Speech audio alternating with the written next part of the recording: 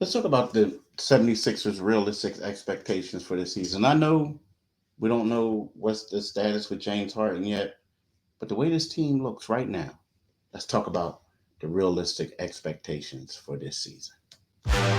You are Locked On 76ers, your daily Philadelphia 76ers podcast. Part of the Locked On Podcast Network, your team every day.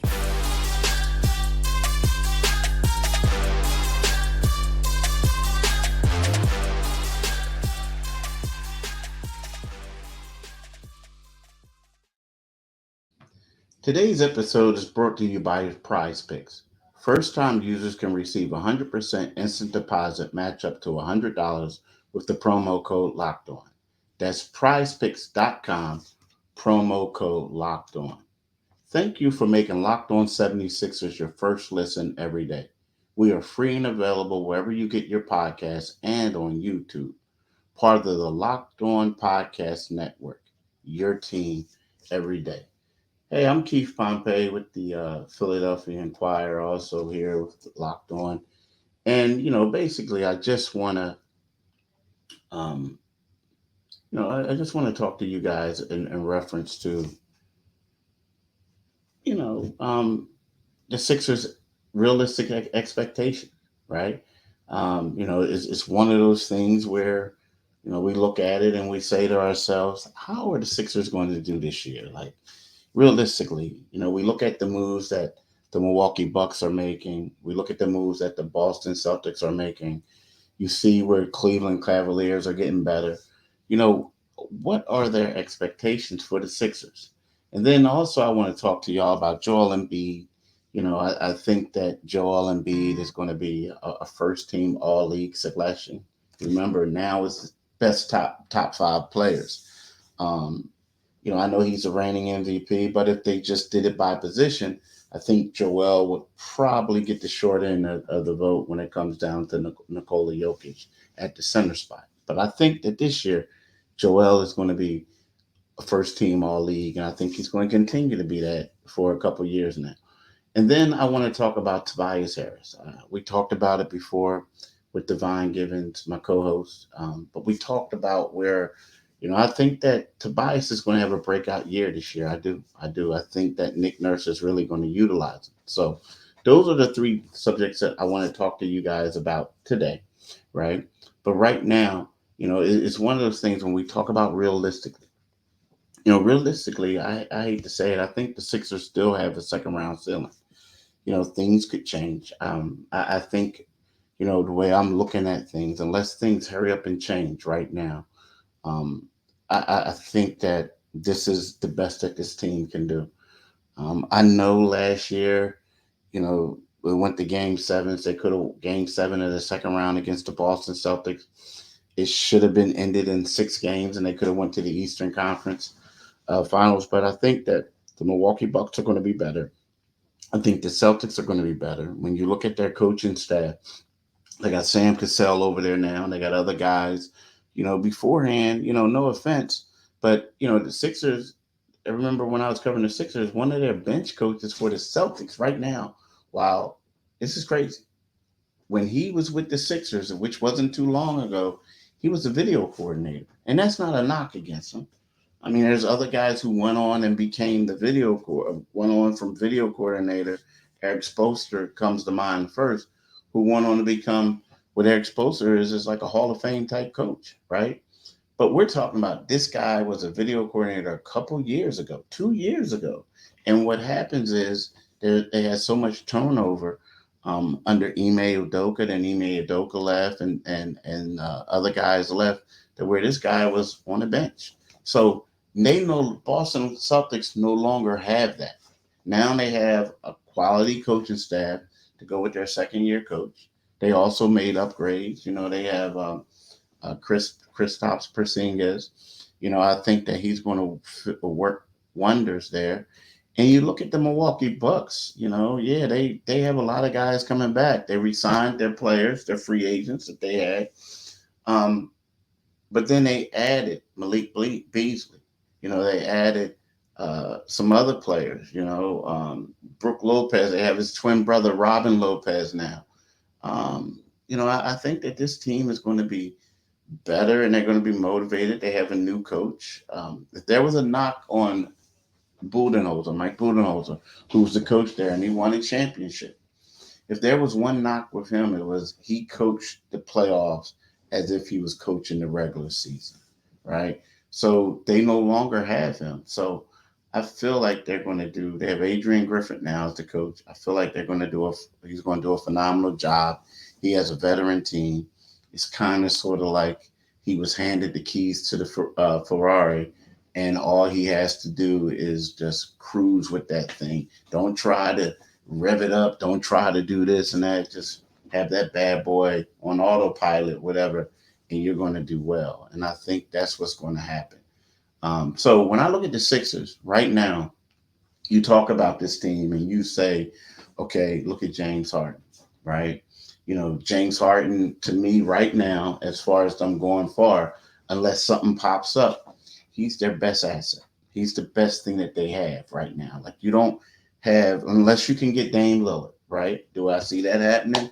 A slim chance. Now it could happen, but I give it a slim chance. Now if they could get Dame Lillard, they're still they'll battle.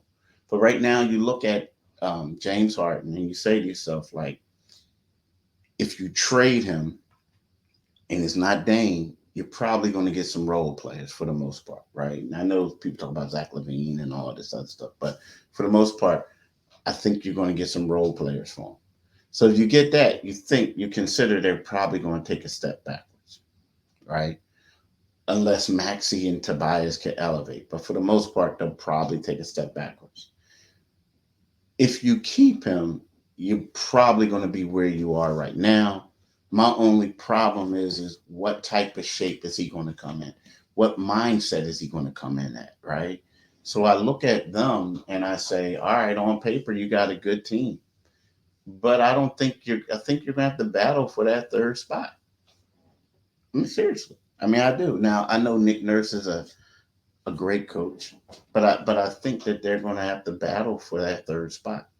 So it's just going to be a little tough for him. It really is. I really think that it's going to be tough. I mean, right now, they lost George Niang. They haven't been able to replace him. You know, uh, Jalen McDaniels was another guy who was a 3-and-D that they thought that they were going to, utilize and have. But, it looks more like they just wanted to get away from Matisse Thybulle's contract. And that's what happened. But so we'll see. We'll see. We'll see exactly, what the 76ers are going to do. We'll see how this is all going to work out with the Harden situation. But I think that guys are getting older. Max is going to have to take a major step forward. Tobias is going to have to take a major step forward. Not to say they can't do that, but I'm here to believe that the 76ers are going to have a tough time, y'all. They're not. It's not going to be. They're just going to show up and they're going to be an elite team. I think that the situation that's going on with Harden is really going to hurt them a little bit. Not a little bit, a lot. I really think that it is. So, you know, here we go. I want to talk to y'all about Prize Picks, right? I love Prize Picks. Prize Picks is a good thing. And I'm just going to tell you how it works. Now, first of all, I'm just going to give you a quick little thing. I know it's not basketball, but like tonight, I'm taking Luka Doncic to score more than 26.5 points. LeBron James to have more than 7.5 rebounds. Kevin Durant to have less than 6.5 assists. And Steph Curry to have more than 3.5 3-pointers made, right? So how does this work? What you do is you pick 2 to 6 players, and if they will go score more or less than their prize projections, you can win up to 25 times your money on any entry. There's no competing against other people. It's just you and the projections available, right? So how does this work? You can download the PrizePicks app or go to PrizePicks.com to sign up and play daily fantasy sports. First-time users can receive 100% instant deposit match up to the $100 with the promo code locked on. If you deposit $100, Prize Picks will give you 100. If you deposit 50, Prize Picks will give you 50. Don't forget to enter the promo code locked on it. Sign up for an instant deposit matchup for $100. I'm telling y'all, do it today, people. Definitely do it today.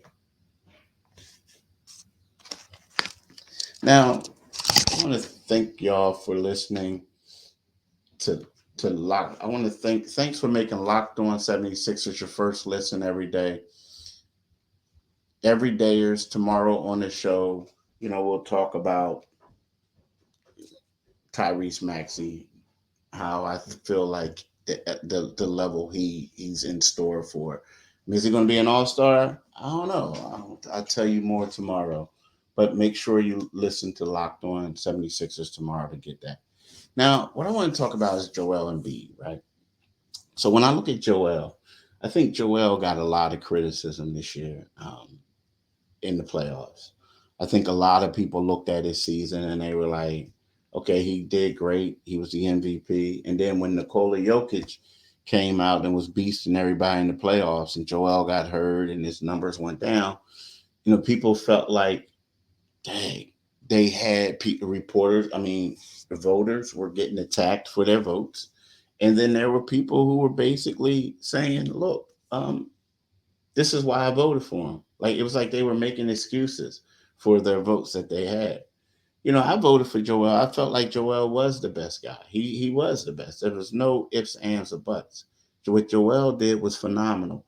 When we talk about MVP of a team in the regular season, the 76ers would have struggled without Joel Embiid. Yeah, I get it. I know they have a winning record without him and stuff like that. But we're talking about over the long haul, right? Joel Embiid was scoring 30 something points for them to barely beat teams. And when he scored 57 points, if he would scored 55, they would have lost, right? Whatever. So what I'm trying to tell you is it's one of those things where what I'm trying to tell you is, it's one of those things where, you know, you just you we can't like criticize him. We can't criticize him for, messing up or for messing up in the playoffs. I'm trying to say, right? You just can't. You can't do that. Like you can't like that has nothing to do with regular season voting. But I'm here to tell you, Joel Embiid is going to continue to be a top 5 player. Joel Embiid listens and reads everything. He gets criticized a lot. He's been getting criticized this offseason. I think he's going to come back and he's going to show people stuff. Now, the one thing about Nikola Jokic, yes, he is the best player in the league. Joel Embiid was the MVP, most valuable player this past regular season. But the best player in the league is Nikola Jokic. Denver Nuggets center. He led them to the championship. Outside of the Joker, who's better than Joel? At least in the front court. Like I'm talking about power forward / center. No one. No one. No one out there. So he is going to be a first team all league player. He is. Joel Embiid is a beast. He does a lot of things. I feel like he's going to come out in a vengeance. I know he just got married. His son is about to be 3, the whole 9, this and that. But I feel like he has some motivation. He does. People have been dumping on him, saying he can't do this, he can't do that. He's lazy, he's this, he's that. Last year we forget he had plantar fasciitis in his foot. I think he's going to come back and he's going to be okay. I do. And I know he's not playing in the World Cup and whatever, and I think that's a good thing. He needs to rest his body. He does. But I think Joel is going to have a phenomenal year. And I think that a lot of people are going to take notice. Because he has a lot to prove. Of course, it's going to be easy for him to say whatever. But I think he has a lot to prove, y'all. I really do. And even if he doesn't, we can sit back and people are going to hate on him. They're going to say what they got to say. But there's not a lot of guys better than him. Come on, man. Y'all know that. Like, it even sounds silly when people make that argument. Come on now. He's a top 5 player in the league. He is. Like, right now, the top 5 players the best 3 front court players in the league is Joel, Nikola Jokic, and Giannis Antetokounmpo, right? And then, you can slide whomever else you want in there in the first team with the guards. Luka Doncic is probably going to get it right as a point guard. And then you get name somebody else. Name anybody else and just slide them in there with them. I mean, seriously. I mean, that's how good this guy is. That's how good Joel is. And that's how good these 4 guys are. Be right back in a second.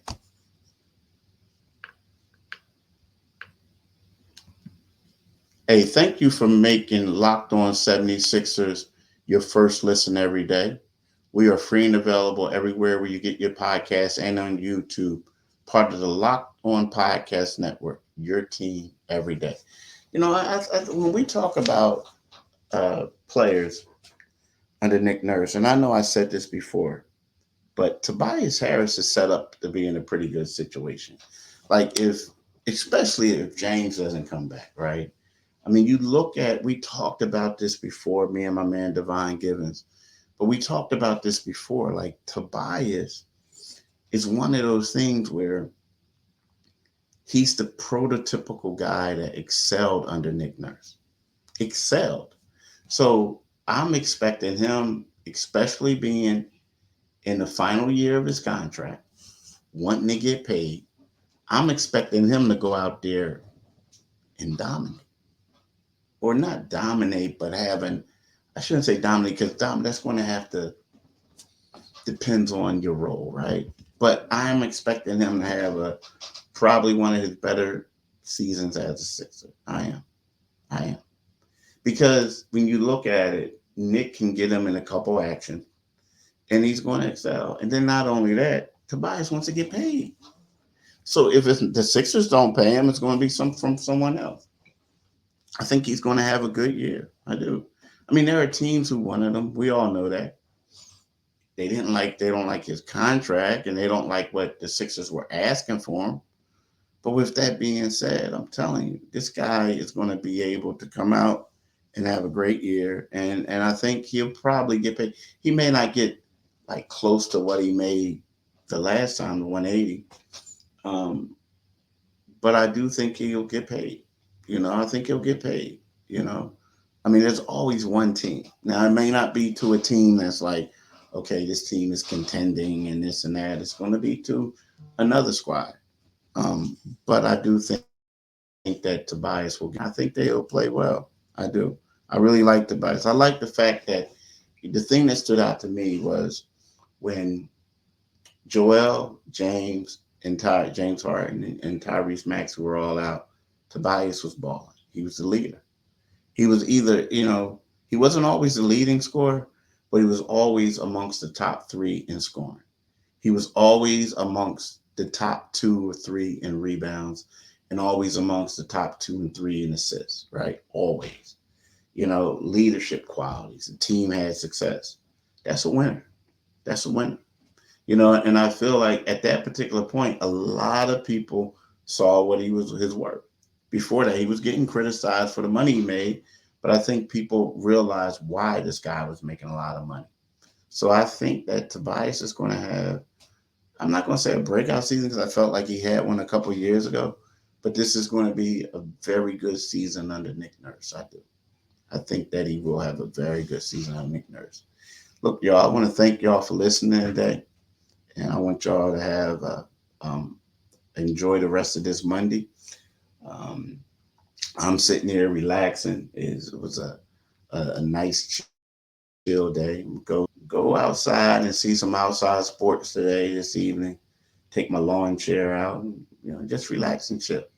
But I want to thank y'all and have a blessed day. Peace.